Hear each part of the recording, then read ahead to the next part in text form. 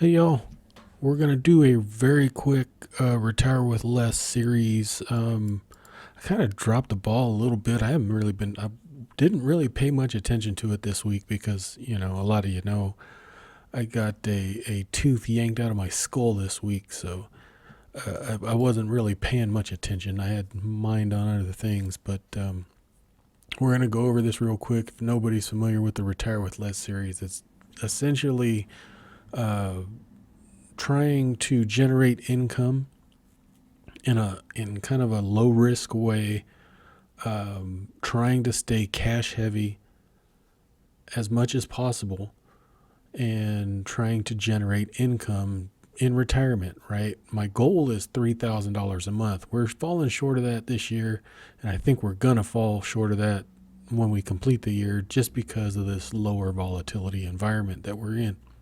So we're going to have to be patient. And the reason why I design these portfolios the way they are, being cash heavy, is if you've retired and if you're retired, cash is king, right? You don't want to go through uh being fully invested and going through this a downturn. We're not going through a downturn at the moment, but I'm just saying, you don't want to go through that and not have cash. And I'm doing this with the smaller amount. These started out at 250,000 roughly, paper portfolios, and I wanted to see how long I could make $250,000 stretch, right, and pull off income at the same time without being fully invested. For instance, say in a income fund or something like that, right? Putting your money at risk in an equity. Um, so that's kind of the premise of this. And we've made our $250,000 last. I think we're going on 3 years. We might be. I'm not sure. I'd have to go back and look at the old videos, but it's been quite a while, and I'm quite pleased. This was a exercise just for me because I was always scared that um, when I first started investing and learning about stuff, I always heard, oh, you need millions, or you need a million or millions of dollars to retire. And I'm sitting here, mid 40 years old, and, no savings, no investments, no retirement, no pension, no 401k, nothing. And, the reality of it is, I will never get there. Okay. So, can we figure out a way to cut that in, fourths, right? Because I started with 250,000. Could we generate $250,000 as a mid 40-year-old, right? I think you could eventually. There's still time left, especially if you're at least a decent income earner. But I've never been a decent income earner, so the thought of $1 million to retire is just like, that's like, going to Mars. It's, okay for Elon Musk, but I sure as hell ain't gonna get there, right? So that's how I started on this journey. Um, so there's two portfolios. One is a uh, pretty much all cash, and sometimes we'll wheel a couple of stocks. We do use some leveraged ETFs in these option plays, just to generate extra premium at a lower cost. I also try to use support levels. Um, I try to stick to that. That's part of the reason why our income is down too, is because I'm sticking to support levels. I'm not trying to get risky. Um, Trying to keep the mindset of a retired person, right? And wanting to protect their cash as much as possible. So that's what I've been trying to do mentally. It's kind of hard to do. Of course, it's a paper portfolio, right? Emotions are not really there, but I'm trying to keep emotions in check because you really need to. Um, and this kind of, because these are very cash heavy accounts, it kind of takes that emotion away.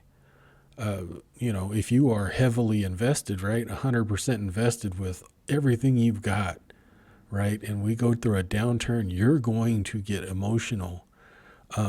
If you're 100% in cash, like these accounts are mostly, you're not going to be so emotional of a, you know, March 2020 hit, right? You're going to have your cash, nothing's going to happen to you, and you're going to be fine. Now, you may have to take some assignment on some of these puts that you sell, these cash secured puts that you sell, but you're not going to be 100% exposed like someone that's just trying to generate income just off a income fund. Hope that makes sense. So real quick, we'll go through a June overview. Sorry, my memory is just not that great, but I do believe SOXL, we had 15 strike puts. Those expired worthless.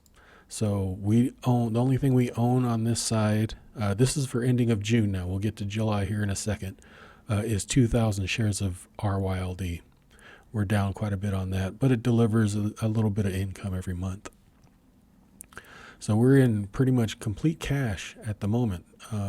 262,000 in cash on this side, with 36,000 worth of stock. That's the QQQ side. Now the IWM side over here used to be just QILD, fully invested into an income fund, and that's kind of screwed this portfolio up because it went from 250,000 down to 209. Yeah, and this one actually went all to cash, I do believe. I believe these got called away, and we're all in cash. So let's go look over at July, and we'll go over it real quick. So on the big cap side, SOXL, TQQQ, where we own the RYLD, we did, that's not applicable. All we did, I went with the 20 strike on SOXL. This is a short month out to August 18th. There's not much premium there. Okay. And the chart really, there's some support there at 20 roughly short term, but it's not completely there. So I kind of stuck my neck out a little bit on this. I did this in IRL as well. So that's why I did it. And it's going well. We did 30 contracts. $60,000 to secure those contracts because there's 30 of them, 100 shares a piece times $20. That's 60 grand. For that, we got $50 a contract. So we got $1,500 in income, cash. And then RYLD paid an 18-cent dividend. That's $360. So we're short. We're short. I didn't mention, but we're trying to require $3,000 a month. Off of this, right? And we're short, but you know, we've been short quite a few months ever since this volatility has been decreased. So we're gonna have to wait for opportunities, and that's fine. That's why we are so heavy in cash, because we can peel off, you know, $1,000 here and there to get us through the month. And so we had 1,860. We're short 1,140. So as of right now, that account, $260,996 in cold hard cash sitting there, collecting 5% interest, by the way. I don't use those numbers in here, but that's quite a bit of money. So, you know, what is it actually? Let's do some quick math. I know I could use the Google Sheets for that. That's $5,200 a year. Is that right? Am I doing that wrong? I think I am doing that wrong. Times 5% equals $13,000 a year. So, you know, that's another $1,000 a month. So essentially, we're okay. But that 5% is not going to be here forever, I don't believe. So I'm just going to pretend that it's not there in this calculation. But if this were really happening, you'd be fine. So cash minus secured, this is the cash balance in your account minus the 60,000 that's needed in to secure those contracts. 200,996. So far for the year, 19,646. We're actually quite a bit short, obviously from our goal, but still 7 months. $2,800 a month. On average. Could that make a big difference in your retirement? I'd say so, in a big way. Let's see. Now let's go over to the small cap side. This is even worse. TNA, there's just not a lot of premium there. It's run up. TNA is the Russell 2000. It's finally run up, and premiums have kind of dried up, but we went ahead and did a 35 strike, kind of getting a little aggressive there. August 18th, needs 70,000 to secure that, 20 of them. And we got $75 a piece, $1,500 in income. Obviously, we're short $1,500, but again, that's $200,000 in cash sitting there, collecting roughly 5%. Divide that by 12, so another $800.